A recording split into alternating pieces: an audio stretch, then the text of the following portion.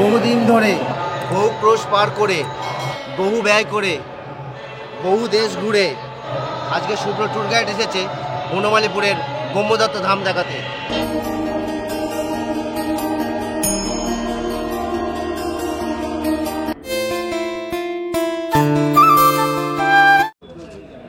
ধূপ মোমবাতি কত করে দাদা? ধূপ মোমবাতি 5 টাকা থেকে আছে, 5 টাকা আছে, 10 টাকা আছে। পুজো মানে ডালা কত করে? ডালা 51 টাকা আছে, 101 টাকা আছে, 5 টাকা থেকে নিয়ে 101 টাকা। আপনি প্রতিদিন বসেন? হ্যাঁ, প্রতিদিন। আপনারা এখানে এলে পুজো দেওয়ার জন্য এই সামনে থেকেই ডালা ধূপ মোমবাতি পেয়ে যাবেন। ডালা হচ্ছে এখনো থেকে শুরু, এই যে দেখে নিন, ঠিক মন্দিরের গেটের সামনেই আপনারা ডালা পাচ্ছেন। এই ডালা নিয়ে আপনারা সোজা ভেতরে গিয়ে পুজো দিতে পারেন। আপনারা যারা সকালে আসবেন ব্রহ্মদত্ত ধামে, এখান থেকে টিফিন করে নিতে পারেন। চা, কচুরি, বিভিন্ন রকম খাবার সকালবেলা পাওয়া যায়। ভাবছেন তো কিভাবে আসব পশ্চিমবঙ্গের এই দ্বিতীয় বৃহত্তম মন্দিরে? তাহলে চলুন দেখে নিই বনমালীপুরের ব্রহ্মদত্ত ধামে কিভাবে আসবেন। আপনারা যারা শিয়ালদা থেকে আসবেন, ডানকুনি নেমে বর্ধমান লোকাল ট্রেন ধরে নেমে পড়বেন বারুইপাড়া স্টেশন, বা যারা হাওড়া থেকে আসবেন ডাইরেক্ট বর্ধমান লোকাল ধরবেন, কড লাইনে নামবেন বারুইপাড়া স্টেশন। স্টেশনের বাইরে বেরিয়ে পেয়ে যাবেন অটো বা টোটো। আপনাদের থেকে ভাড়া নেবে মাত্র 15 টাকা, এবং আপনারা বলবেন বনমালীপুরে ব্রহ্মদত্ত ধাম। অটো থেকে আপনাদের রাস্তার ওই ফুটে নামিয়ে দিলে রাস্তাটা পার করে ঠিক এই ফুটে এসে এই রাস্তা বরাবর সবুজের সমরয়ের মাঝখান দিয়ে আপনারা পৌঁছে যাবেন বনমালীপুরের ব্রহ্মদত্ত ধাম। যারা মোটরসাইকেল বা 4 চাকা নিয়ে আসবেন, মন্দিরের সামনে সুবিশাল জায়গা আছে পার্কিংয়ের। যখনই আপনারা ব্রহ্মদত্ত ধামে ঢুকবেন, ঠিক ডান দিকে দেখতে পেয়ে যাবেন কপিল মুনির আশ্রম মন্দির, আর ঠিক বাঁদিকে পাবেন আপনার গণেশের মন্দির, আর ঠিক মাঝখানে মেন মন্দির, সেটা দেখতে পাবেন ব্রহ্মা বিষ্ণু মহেশ্বরকে একই সঙ্গে দেখতে পাবেন। মূল যে আমাদের প্রবেশদ্বার মন্দির, তার ভিতরে দেখতে পাবেন।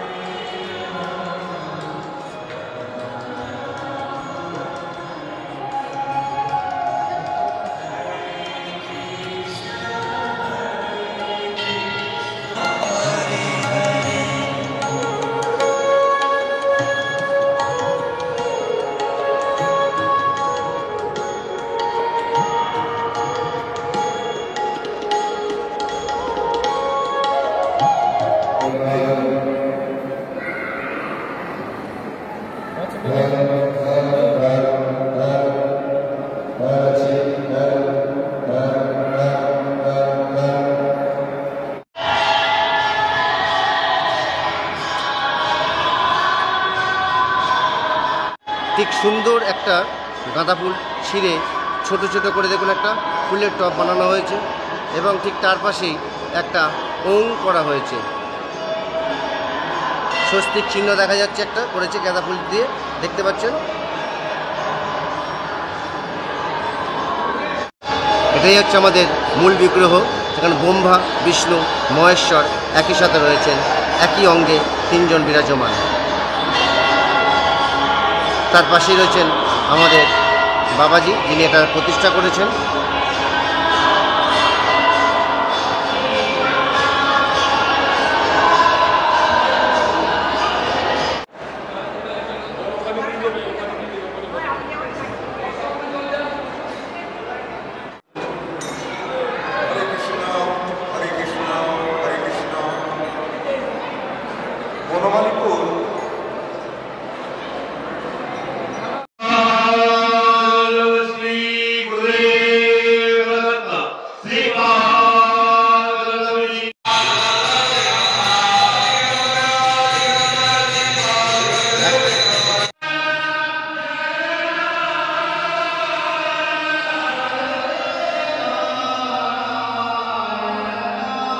এই যে লাইনটা দেখছেন, প্রতি বৃহস্পতিবার আরতির পরে আপনার কুপন নেওয়ার লাইন। এইভাবে সারিবদ্ধভাবে কুপন নিয়ে শৃঙ্খলাপরায়ণভাবে ঠিক নিচে গিয়ে আমাদের ভোগ প্রসাদ দেওয়া হয়। এইভাবেই সারিবদ্ধভাবে একদিকে পুরুষ অন্যদিকে মহিলারা সারিবদ্ধভাবে লাইন দিয়ে কুপন নিয়ে নিচে ভোগ খেতে প্রবেশ করেন। প্রথমে প্রসাদ গ্রহণ করে প্রভু বাবাজির, তারপরে তারা নিচে গিয়ে কয়েক হাজার মানুষ একসঙ্গে ভোগ প্রসাদ গ্রহণ করেন। এখন ভোগ প্রসাদ গ্রহণের সময় সকলে ভোগ গ্রহণ করছেন সারিবদ্ধ লাইনভাবে বসে। আমরা রয়েছি ব্রহ্মদত্ত ধামের টপে একদম ওপরে, যেখানে দেখতে পাচ্ছি আমরা কি না চতুর্মুখী ব্রহ্মা মূর্তি রয়েছে, পুরোটাই শ্বেতপাথরের তৈরি। এটা ব্রহ্মদত্ত ধামের চারিদিকটা দেখুন, আমার উপর থেকে একটু চারদিকটা আপনাদের দেখাচ্ছি। কি সুবিশাল এই ব্রহ্মদত্ত ধাম। কেন এটাকে আমরা বলছি দ্বিতীয় বৃহত্তম মন্দির পশ্চিমবঙ্গের, সেটা আপনারা অবশ্যই আন্দাজ করতে পারছেন। মোট 4টি মন্দির অবস্থিত সারা ভারতবর্ষে। তার প্রথম ধাম অবস্থিত মধ্যপ্রদেশে, যার নাম শিবদত্ত ধাম, আপনারা দেখতে পাচ্ছেন, যেটা বাবাজির প্রতিষ্ঠিত। এরপরে দ্বিতীয় ধাম হলো অনুসুয়া দত্ত, যেটা অবস্থিত কন্যাকুমারী।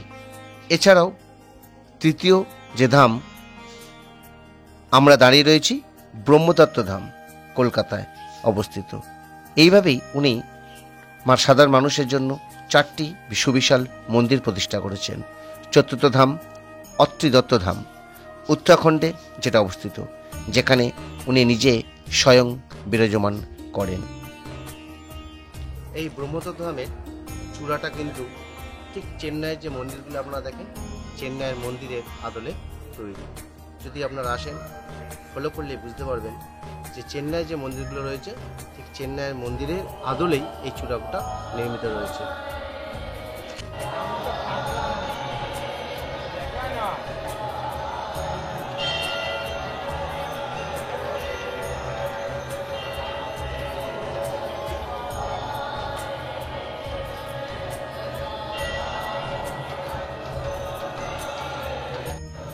আজ বৃহস্পতিবার, এখন ঠিক ঘড়িতে 5টা 20, এখনও কিন্তু ভোগ খাওয়াচ্ছে।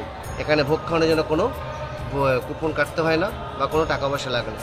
তোমরা কিন্তু বৃহস্পতিবার আসলেই এখান থেকে ফ্রিতে ভোগ খেতে পারবে।